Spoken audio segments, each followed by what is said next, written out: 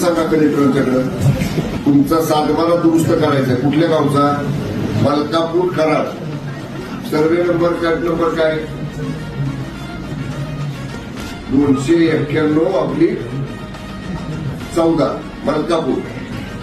तिथला तलाठी करून देत नाही का तुम्हाला दुरुस्त गट नंबर? माहितीच देत नाही. बरं, प्रांताला भेटला ना तुम्ही कराडच्या तहसीलदार बाबा? ठीक आहे. मी तुमचं नाव सांगा. कोणती शहा? ऍडव्होकेट आहे तुम्ही?